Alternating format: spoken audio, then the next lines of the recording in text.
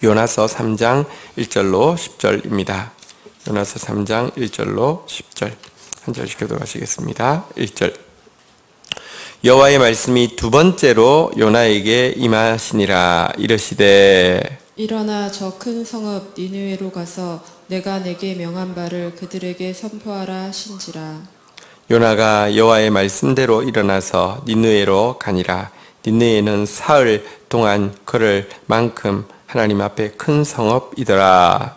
요나가 그 성읍에 들어가서 하루 동안 다니며 외쳐 이르되 40일이 지나면 니느웨가 무너지리라 하였더니 니느웨 사람들이 하나님을 믿고 금식을 선포하고 높고 낮은 자를 막론하고 굵은 베옷을 입은지라. 그 일이 니느웨 왕에게 들림에 왕이 보좌에서 일어나 왕복을 벗고 굵은 베옷을 입고 제 위에 앉으니라. 왕과 그 대신들이 조서를 내려 니느웨에 선포하여 이르되 사람이나 짐승이나 소떼나 양떼나 아무것도 입에 대지 말지니 곧 먹지도 말 것이요 물도 마시지 말 것이며 사람이든지 짐승이든지 다 굵은 베옷을 입을 것이요 힘써 하나님께 부르짖을 것이며 각기 악한 길과 손으로 행한 강포에서 떠날 것이라. 하나님이 뜻을 돌이키시고 그 진노를 그치사 우리를 멸망하지 않게 하시리라. 그렇지 않을 줄을 누가 알겠느냐 한지라.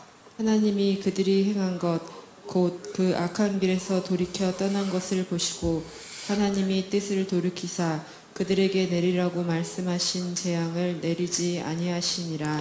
아멘. 네. 자, 1절, 2절 읽고 교독하겠습니다. 교독하고 시작하겠습니다. 여호와의 말씀이 두 번째로 요나에게 임하니라. 이르시되 일어나 저 큰 성읍 니느웨로 가서 내가 내게 명한 바를 그들에게 선포하라 하신지라. 네. 요나가 지금 이제 받은 소명은 두 번째 받은 소명입니다. 내용은 동일한데 요나가 한번 불순종했음에도 불구하고 하나님께서 다시 그에게 이 소명을 허락하여 주셨습니다. 우리가 이런 걸 이제 패자부활전이라고 할 수 있겠죠. 사실은 한 번에 순종하면 제일 좋긴 좋지만 잘 그러지를 못합니다.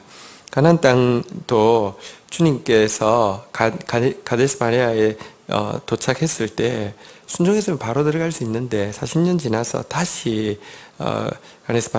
가데스 바네아로 도착해서 그제서야 이제 올라가는 장면이 있는데요.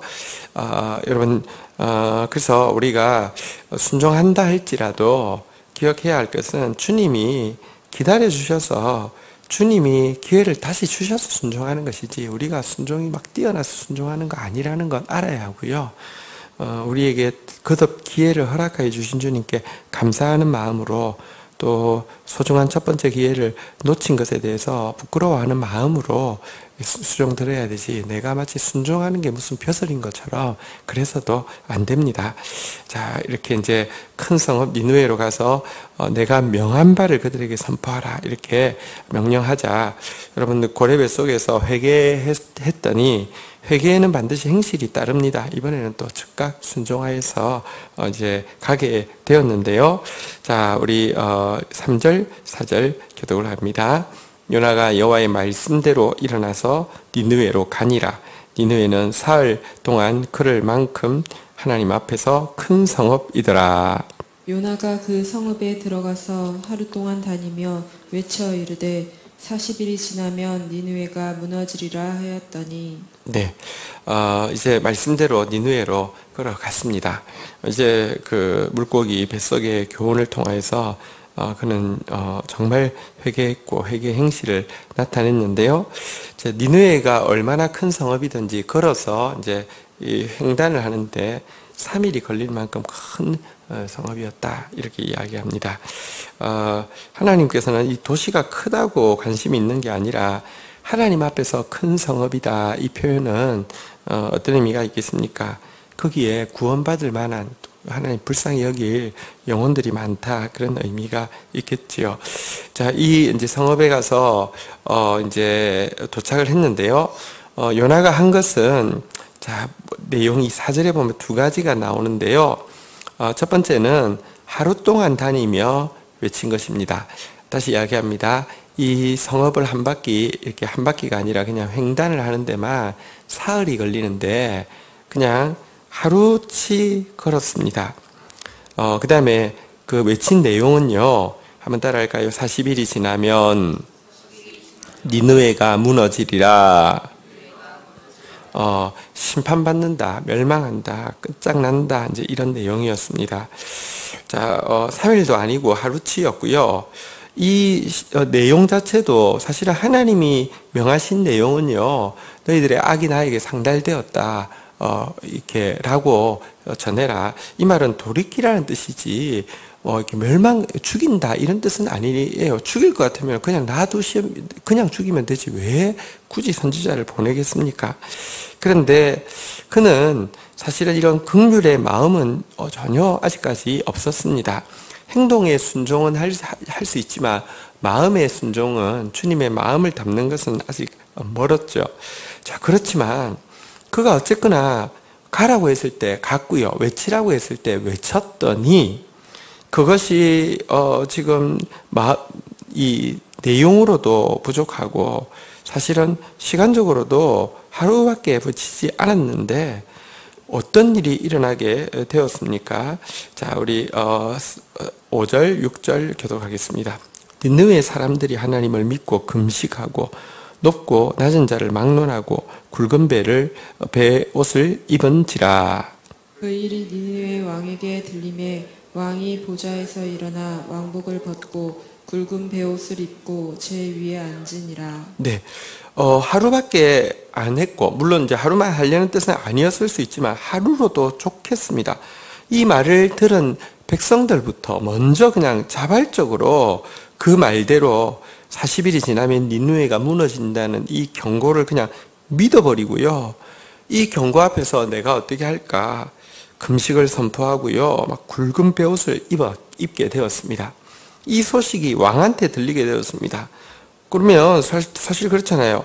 왕은 뭐랄까요, 이 나라가 자기 때문에 튼튼하다 이런 것을 좋아하지, 나라가 망하게 되었다 이런 소리 듣는 게 싫지 않겠습니까?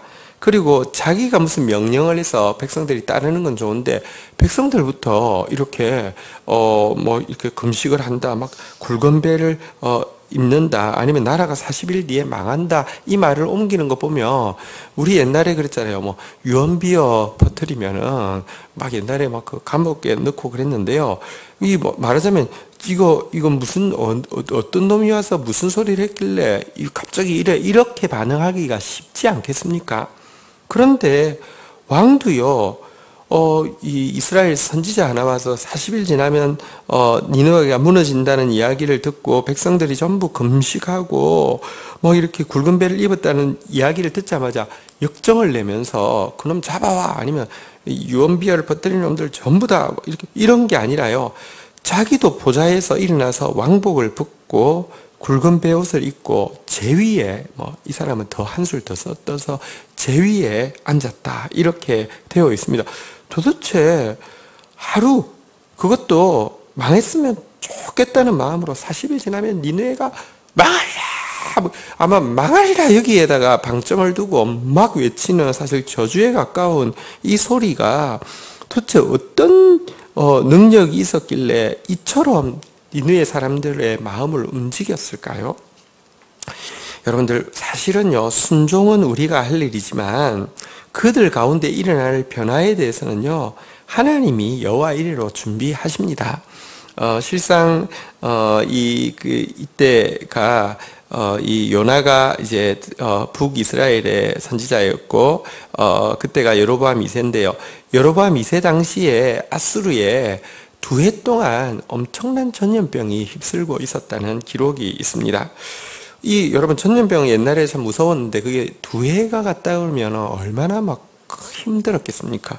자, 그래서 이들이요, 사실 하나님이 지금 일하셨던 것이죠.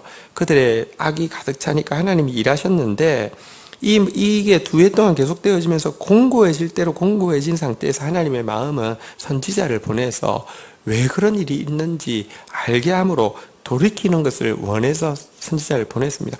선지자를 가면 그들을 변화시킬 능력이 자기한테 있는지 이런 거 하나도 중요하지 않습니다. 이런 사전에 일은 전부 다 해놓으셨고요. 가기만 가면 됩니다. 사실은 다시 이야기합니다. 사흘 길을 하루만 갔고요. 긍휼의 메시지 없이 선포했는데도 회개가 그냥 폭발해버렸습니다. 그래서 하나님께 순종하는 것이 중요합니다. 다 몰라도 됩니다. 순종해야 됩니다. 아니, 마음이 다 안 와도 됩니다. 순종해야 합니다. 순종을 통해서 알아가고, 순종을 통해서 배워가고, 순종을 통해서 닮아가는 것입니다. 결과까지 우리에게 어떤 의무로 주어져 있지 않습니다. 순종은 우리 몫이지만 여호와 이레로 준비하는 것은 여호와의 몫입니다. 자, 이 왕이요, 굵은 베옷을 입고 제위에 앉은 상태에서, 자, 7절, 한번 8절, 우리 한번 9절까지 교독을 하도록 하겠습니다. 왕과 그의, 요나서 3장 7절입니다. 왕과 그의 대신들이 조서를 내려 니느웨에 선포하여 이르되 사람이나 짐승이나 소떼나 양떼나 아무것도 입에 대지 말지니 곧 먹지도 말 것이요 물도 마시지 말 것이며 사람이든지 짐승이든지 다 굵은 배 옷을 입을 것이요 힘써 하나님께 부르짖을 것이며 각기 악한 길과 손으로 행한 강포에서 떠날 것이라. 자, 우리 9절 같이 읽겠습니다. 시작. 하나님이 뜻을 돌이키시고 그 진노를 그치사 우리가 멸망하지 않게 하시리라. 그렇지 않을 줄을 누가 알겠느냐 한지라. 자, 이제 왕이 조서를 내렸습니다. 조서의 내용이 무엇입니까? 금식을 하는데 사람뿐 아니라 짐승, 소떼, 양떼 아무것도 입에 음식은커녕 물도 대지 말라고 이렇게 이야기합니다. 뿐만 아니라 이 굵은 배 옷을 입는데 사람뿐 아니라 짐승까지도 이렇게 그 굵은 배 옷을 입히라고 그렇게 이야기합니다. 그러면서 하나님 앞에 힘써 부르짖으라고 이렇게 명령을 합니다. 그뿐 아니라 여기에 보니까요 중요한 표현이 나오는데 한번 따라하겠습니다. 각기 악한 길과 손으로 행한 강포에서 떠날 것이라. 여러분, 올바른 회개에는 지정의가 다 따라야 합니다. 지적으로 내가 어떤 부분을 잘못했는지 알고 감정적으로 진짜 그것에 대해서 정말 부끄럽게 생각하고 정말 죄스럽게 생각하고 정말 고통스럽게 생각하고 의지적으로 그 행위로부터 돌이키는 모습까지를 포함하는 것이 진정한 회개인데요. 이들은 지금 이 세 가지를 다 하고 있는 것입니다. 여러분, 감정적으로 보니까 이 금식을 하는데 또 베옷을 입는데 사람뿐 아니라 짐승까지, 음식뿐 아니라 물까지 다 거칠 정도로 철저하게 금식을 하는 것은 얼마나 자기 죄에 대해서 아파하고 부끄러워하는지를 잘 보여주고 있죠. 뿐 아니라 이 악한 길에서 그리고 손으로 행한 강포에서 떠나라고 하는 것은 내가 무슨 악을 했는데요? 내가 손으로 무슨 일을 했죠? 이러면 떠나야 될 걸 모를 거 아닙니까? 일단 자기들이 지금 걷고 있던 그 걸음 자체가 잘못된 것이고 추구하고 있던 것 자체가 잘못된 것이고 자기들이 행하고 있다는 것이 아주 강포, 이 폭력이고 약자를 억압하는 것이고 이 부분에 대해서 알아야 하는 것이고요. 알 뿐 아니라 떠나는 구체적인 행동까지 이렇게 하라고 이렇게 이야기를 하고 있습니다. 진짜 요나는 한마디 외쳤을 뿐이지만 진짜 회개의 열매가 맺히게 되었습니다. 그리고 이와 같은 회개를 하는 근거가 이와 같은 회개를 하면서 가지고 있는 기대가 딱 하나인데요. 무엇이냐고 하면 하나님이 뜻을 돌이키사 그 진노를 거치사 우리를 멸망하지 않게 하시리라. 그렇지 않을 줄을 누가 알겠느냐. 무슨 말이냐고 하면 이렇게 하는 것은 혹시라도 임할지 모르는 하나님의 긍휼 하나 의지하고 이렇게 했다는 것입니다. 우리는요, 하나님이 믿음을 주셨습니다. 정말 범죄한 순간이라도 진짜 회개를 가지고 나아가며 하나님 불쌍히 여기시고 고쳐주신다는 믿음을 주셨습니다. 저들에게는 지금 그 믿음이 있는 게 아니라 혹시 모를 긍휼 그거 하나 기대하고 이래도 망하고 저래도 죽을 것이니 그래도 우리 하나님 앞에 한번 끝까지 매달려 보자. 혹시 우리를 긍휼히 여기실지를 모른다. 그렇지 않을 줄 누가 알겠느냐. 지금 이 마음 가지고 나아가는 것입니다. 정말 가난한 마음이죠. 어제 제가 우리 수요일마다 사경회가 있잖아요. 사경회 이제 할 때 했는데 거기 이제 내용 중에 이런 게 있습니다. 결핍이 기만보다 낫다. 이런 이제 솔로몬의 가르침이 있었습니다. 여러분, 사실은 이렇게 지금 이 마음은 정말 가난한 마음입니다. 정말 가난한 마음입니다. 근데요, 이게 왕이 보통 통치행위라는데 막 여론이 수렁수렁하면 아무 일 없어. 이것들이 우리나라가 어떤 나라인데 아무 일 없어. 이렇게 나가는 기만으로 나가기 쉽지만 결핍을 인정하기가 정말 어렵습니다. 근데 정말 우리 가난하다고, 우리 희망이 없다고, 하나님이 긍휼 베풀어 주시지 않으시면 안 된다고 이렇게 매달리게 되었습니다. 이것은요, 우화가 아닙니다. 이것은 그냥 소설이 아닙니다. 이것은 실제입니다. 작년인가요? 재작년인가요? 어떤 일이 있었습니까? 아이시스 쪽이, 막 집중적으로 공격을 했던 도시 중에 한 도시가 지금 이 니느웨가 있었습니다. 그때요, 많은 사람들이 이렇게 니느웨 사람들이 많은 사람들이 학살을 당하고 학대를 당했는데요. 그때 그 사람들이 이 죽일 사람들을 어떻게 식별하냐고 하면 이제 자기들 알파벳으로는 N인데요. 그러니까 이제 이렇게 나사렛이라고 쓰면, 그러니까 모양은 보니까 우리로 보면 약간 비슷하게 막 이렇게 생겼더라고요. 이게 이제 문 앞에다가 나사렛을 이야기하는 그 스펠링을 쓴 사람은 가서 죽이거나 개종을 시키거나 이렇게 합니다. 니느웨 사람인데 나사렛 사람들이 있었습니다. 무슨 말이냐고 하면 이 나사렛 예수를 쫓는 사람들이라는 뜻입니다. 어떻게 니느웨가 예수를 쫓는 사람들이 생겼을까요? 그곳에 요나의 무덤이 있습니다. 지금까지도 있죠. 그러니까 요나에 의해서 복음을 받았던 사람이, 회개했던 사람이 지금 시간이 얼마나 지났습니까? 한 3,000년이, 잠시만요. 3,000년은 안 되고요. 한 2,700년이 지났는데도요, 그때 회개했던 사람이 지금까지도 믿음을 이어오는 그 역사, 그러니까 진짜 회개의 역사가 그들 가운데 있었던 것입니다. 놀랍지 않습니까? 하나님이 순종하고 나아가기만 하면 다 준비해 놓으셨습니다. 마음밭도 준비해 놓으셨고요. 사실은 그 한마디, 사실은 참 이기적이고 인색하고 참 뭐랄까요, 긍휼 없는 한마디지만 수천 년이 지나도 믿음의 결실이 될 사람들까지 준비하고 너는 가라고 이야기하는 것이 우리를 부르시는 부르심입니다.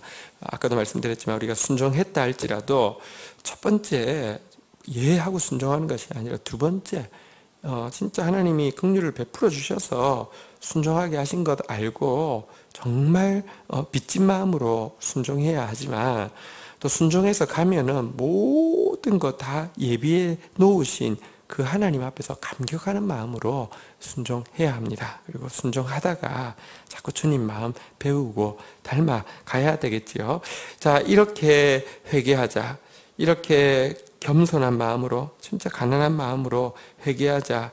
긍휼이 풍성하신 하나님 어떻게 하셨습니까? 10절 같이 한번 읽도록 하겠습니다. 읽겠습니다. 시작.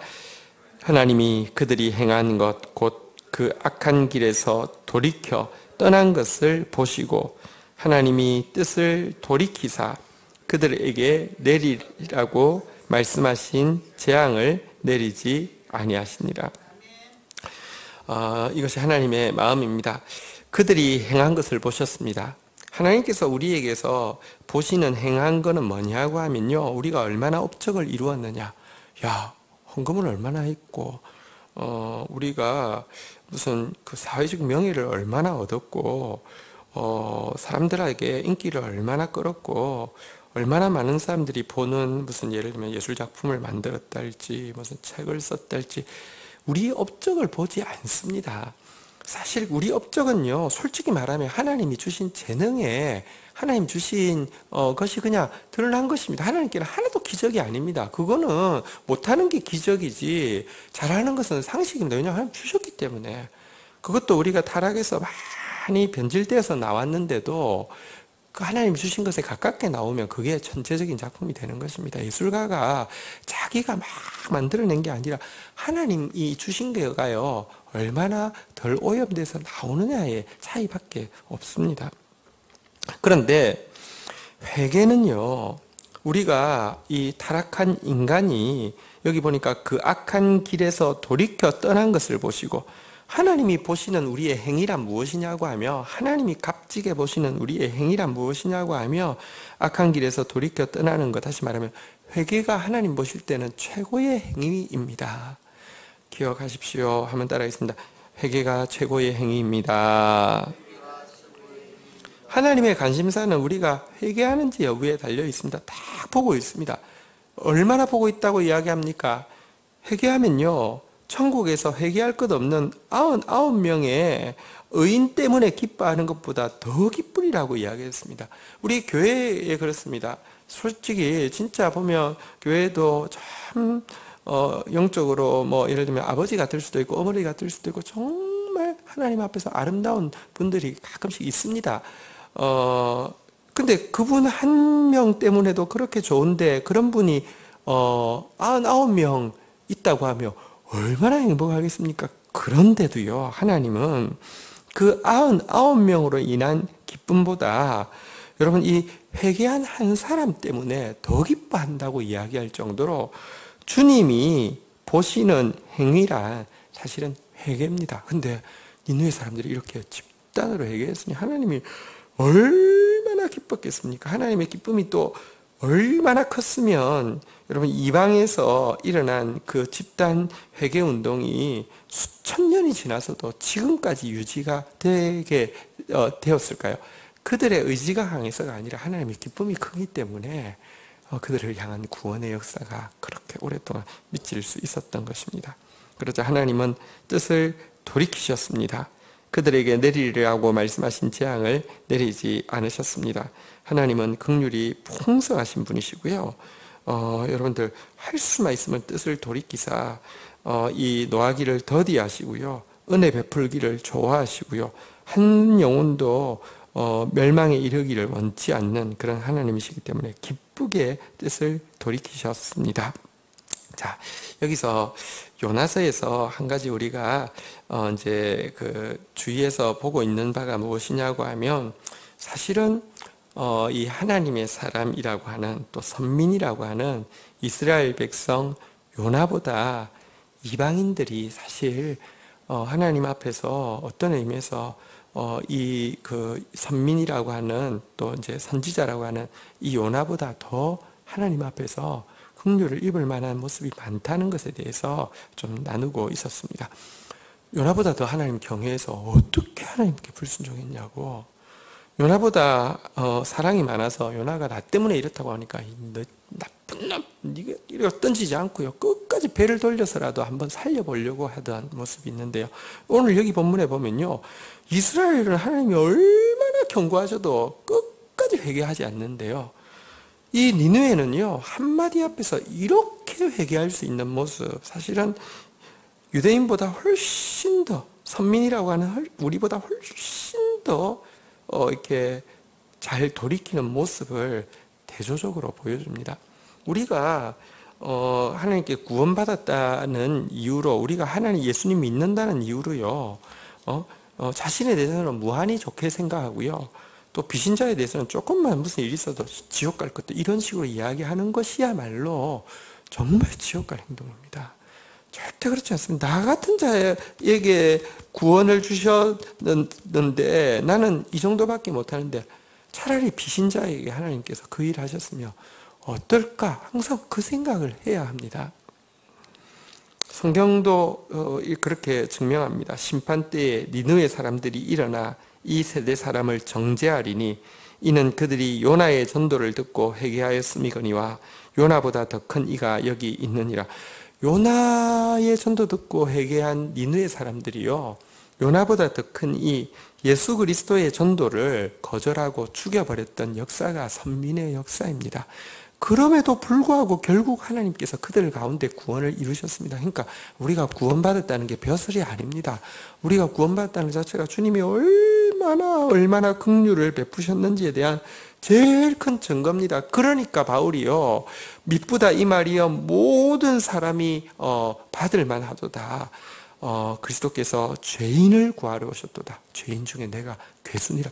나 같은 사람 구원받은 거 보면 어떻게 하나님께서 이 예수를 죽이는, 예수 믿는 사람 박해하던 자기 같은 사람도 구원하셨는데 어떻게 누구를 구원하지 않겠느냐, 이렇게 이야기하고 있는데요. 구원받은 것이 벼슬이 아니라 구원받은 것이 주님의 엄청난 너그러우심의 증거입니다. 그러할진대 우리는 반드시 예수 믿는 사람의 제일 큰 특징은 너그러운 사람 되는 것입니다. 예수 믿는데 너그럽지 않다, 이건 정말 잘못돼도 무언가 심각하게 잘못된 것입니다. 나는 그래도 죄인은 죄인인데 구원만 받을 만한 죄인이었고, 저 사람은 이 예수 안 믿는데 저 사람은 멸망할 만하니까 안 믿는 거야. 여러분, 이런 마음이 들어오지 않고는 어떻게 우리가 너그럽지 않은 사람이 되는 것을 정당화할 수 있겠습니까? 그런 마음이 있기 때문이죠. 절대 그렇지 않습니다. 오늘도 우리가 순종해도 여러분들 빚진 마음으로, 그리고 정말 모든 것을 예비해 놓으신 여호와 이레에 대해서 감사하는 마음으로 순종하시고요.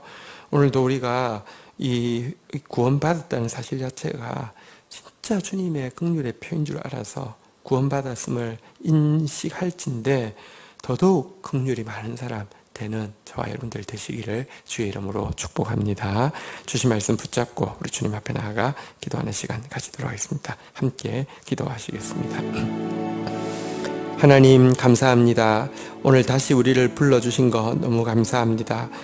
우리 앞에 모든 열매들 여호와 이레로 다 준비해 놓으시고 불러주신 것 인하여서 감사합니다.